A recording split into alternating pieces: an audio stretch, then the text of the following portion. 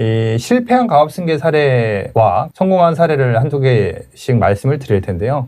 과거에 이제 37이라는 회사가 있었습니다. 이 회사는 특이한 케이스인데, 우리가 사전 증여를 하게 되면은 사전 증여, 상속인에게 증여한 거는 10년 합산. 네. 그리고 상속인 이외의자에게 증여한 것은 5년 동안 합산이 되지 않습니까? 네. 근데 37 같은 경우는 굉장히 특이한 케이스인데, 직원들에게 주식을 예를 들어 1억씩 나눠줬단 말이죠. 네. 그리고 나서 한 2년 만에 아버지가 돌아가셨어요. 왜냐면 직원 300명에게 1억씩 주식을 줬다고 하게 되면은 300억에 대해서 인당 1억씩이니까 1억까지는 누진세가 10% 아니겠습니까? 네. 그래갖고 10%에 대해 갖고 세금을 1,000만 원씩 냈단 말이죠. 네. 그런데 5년 내에 돌아가셨기 때문에 상속세에 합산됐습니다. 근데 상속재산이 많겠죠? 네. 그러면은 합산되는 순간 세율이 몇 프로? 아까 10% 냈는데 50%로 정산. 그렇겠네요. 그러면은 40%에 대해 갖고 구경도 못한 재산에 대해서 40% 세금을 내기 때문에 이거는 세금 부담 때문에 회사를 정리한 일이 발생됐었습니다. 이 세법이라는 게 잘 활용하고 시기적으로 적절하게 활용이 된다 그러면 절세가 되지만은 그 타이밍을 제대로 못 맞춘다 그러면은 절세가 아니라 완전히 그냥 증세가 될 수 있는 가능성이 있습니다. 이 사례를 보니까 저도 빨리 타이밍을 잡아야겠네요. 네, 맞습니다. 그리고 다음 실패 사례로 말씀을 드릴 게 대한전선 사례인데요. 여기는 회장님께서 62세에 갑자기 돌아가시면서 상속세가 굉장히 많이 나왔어요. 3,300억 재산에 대해 갖고 약 1,300억 정도의 상속세가 나왔는데 자녀 입장에서는 자녀가 그때 막 24살이었다는 거죠. 근데 그때 당시에 세금을 끌어다가 이제 내기는 했으나 24세의 자녀가 회사를 운영하기에는 굉장히 어려웠다. 그래서 9년 만에 회사를 포기하고 매각을 했다라는 사례가 있고요.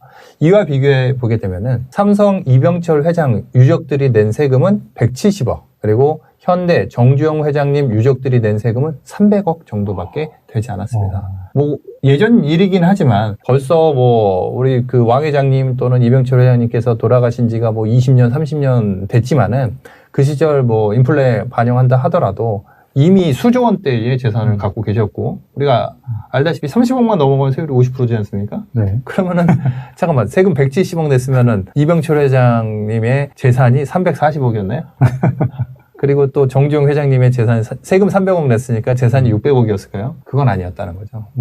그런 부분에 있어 갖고 어떤 그 미리미리 준비를 해서 절세를 했다라는 부분이 있는데, 그럼 어떤 식으로 했을까요? 약간의 저희가 힌트를 드릴 수 있는 부분들을 몇 가지 말씀을 드리면은요.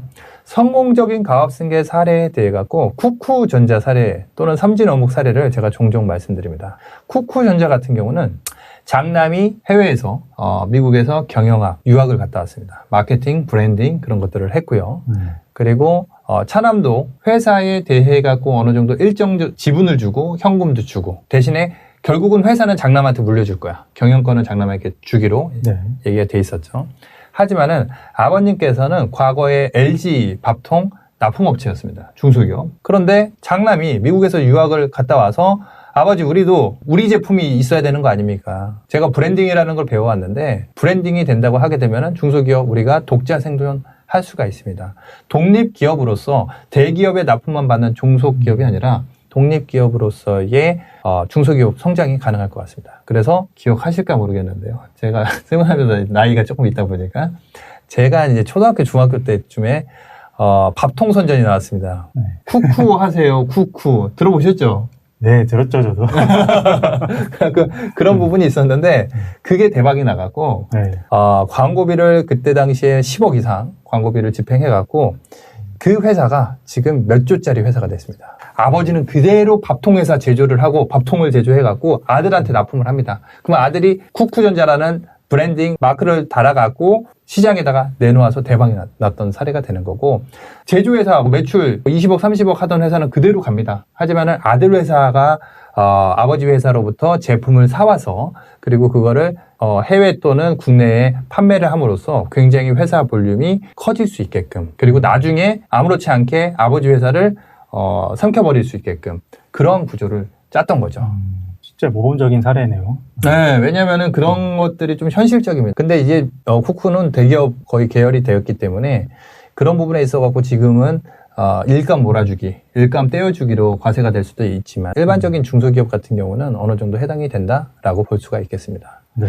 그 다음에 부분 아버지가 제조업, 그 다음에 아들이 유통업 브랜딩을 해갖고 성공적인 가업 생계를 한 케이스가 있고, 삼진 어묵도 약간은 비슷합니다. 삼진 어묵도 아버지께서 직접 어묵 공장을 계속 하시지만은, 어묵을 3대째 이어온 박용준 대표가 있습니다. 삼진 어묵이라고. 부산에 가면 유명한 어묵 있죠. 네. 부산역에 가면은 네. 이 삼진 어묵 부스가 있습니다. 네.